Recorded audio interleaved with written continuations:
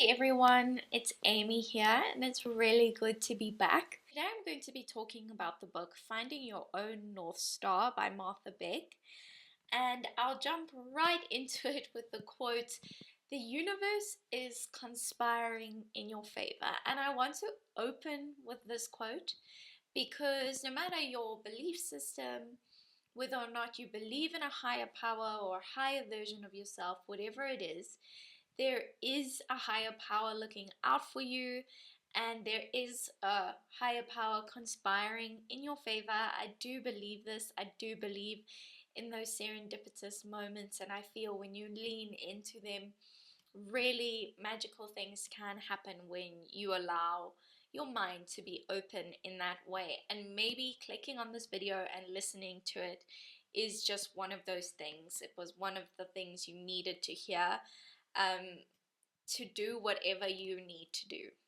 With that being said, I'm going to speak about the book as well as some of my own experiences as I've gone through an intensive coaching process to become a certified life coach. And I really feel that this book not only speaks to me personally and how coaching really is a manifestation of my true north or my own north star, also how coaching really does embody the ideas in this book, and how coaching is about helping other people find their own true north or their own north star. And before I get into the book specifically, I'd like to speak about my own story and how I feel deeply connected to this book and coaching as well, as a profession. So I really, for a very, very long time in my life, I would say probably all my life without really being aware of it, was really, really seeking approval from a parent. And I tried to be the best child I could be, whether it was academically or having the best manners or showing up the best in front of other people. I got into this habit and I really found myself shape shifting, trying to be the best type of friend when I was around a certain friend, and changing depending on a different parent. And I really fell into this pattern of being the best version of what I thought somebody else wanted depending on the situation. And to cut a long story short, I tried to be the best version of a child for my parents, who ultimately decided to cut me off from their life, even though I did everything that I could, to be this imagined perfect child, and it still wasn't enough. And so at 17, when this happened, and I lost all of the validation and all of the love, all of the time of this parent that I worked very hard to hold on to, was a huge wake up call for me that having your own true sense of character is so much more important than how anybody else sees you. Knowing your own values and sticking by them even when people disagree is so much more fulfilling than being the person that's super agreeable. I learned this in a very, very hard and painful way.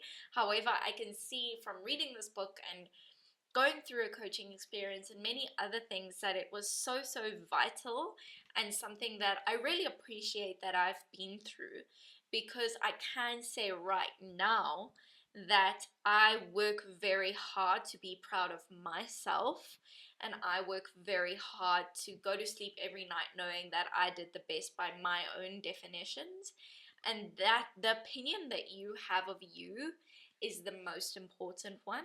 And also knowing you better than anybody else, knowing what your values are, is so key to anything that you approach in life. I can say that when I was younger, I didn't even know what I liked. I didn't know what I liked to do, what I like to eat, how I like to spend my time. I didn't know any of that if it wasn't being determined by other people. And so those are like small examples. Point being able to know yourself very well, being able to be your biggest supporter is so, so crucial to so many things in your life. And it's a huge, huge foundational aspect to any sort of success you could ever build. From there, I want to get on with the book. You'll likely see how some of what I've said definitely relates to some of the things that I share from Martha Beck. I think a great place to start, based off of what I've already spoken a little bit about, is this quote by Martha Beck from the book. Your internal guidance system is more accurate than anything else in the world. Trust it, believe it, act on it. Now, this is a really, really deep and internal sense of truth that you have. It's probably what is more commonly known as a gut feeling.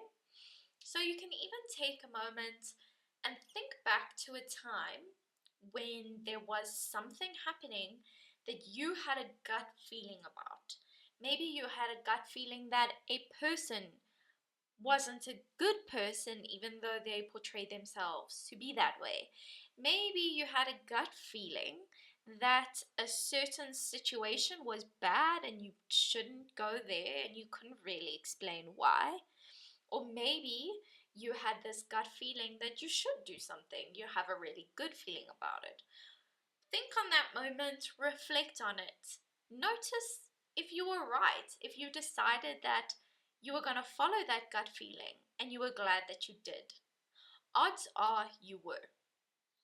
This gut feeling is really, really important to be aware of. It's important to know the difference between that strong, intense internal feeling and all the chatter that happens that's a bit more surface level. It's important to really, really, really be connected with yourself and to trust that. I do think that that gut feeling is a powerful thing and it comes from you. And that's really what I get from this quote. Following from that, Martha Beck has a really great one. As you begin to live according to your own guidance and your own daring, everything changes completely. As you listen to that gut feeling and you learn to trust yourself more and more, you'll see that really amazing things grow from there. Additionally, with the coaching process, and I found that as I've learned to become a coach and I've had coaching, that once you live according to your own definitions, your own values, what's exciting to you, what inspires you, that really amazing things just start happening. From hard work, from doing the work, from thinking about it, but all these things that grow from there come from a place of authenticity because it's coming from a true sense of self. And this is because the only thing that can keep you from knowing who you really are is the belief that you're something else.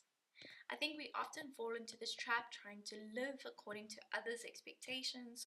Knowing what success looks like for you, knowing what health looks like for you, it's going to be so different to the person next to you and from the person online who's doing it really well.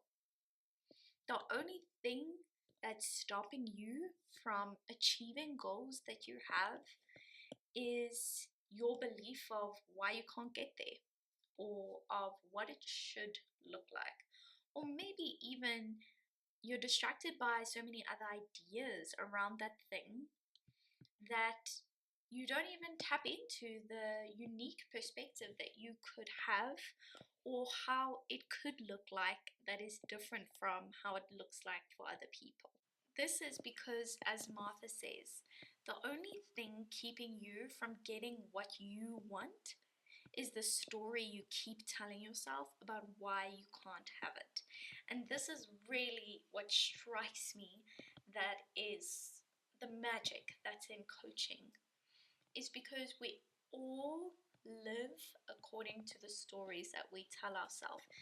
It's adaptive, and sometimes it's helpful, sometimes it's not. The biggest part of this is that you have the capability to change it. You have the ability to change your story for good, to get the things you want, or your story can give you reasons as to why you don't deserve what you want, you don't have the skills to get what you want, you don't have the time. I mean, it's really endless. As I'm saying that, it's very likely a lot of things are coming to your mind. This is where the magic lies in coaching, because you will be guided into really confronting those stories and rewriting stories that will lead you closer to that true sense of you and to those goals that you want, with definite actions attached to it. And I think the part in this quote that makes it stand out to me, and what really makes coaching stand out to me as an excellent way to achieve your goals, is because of ownership. They're your stories, you've written them, you listen to them, and transformation. You have the ability to rewrite them.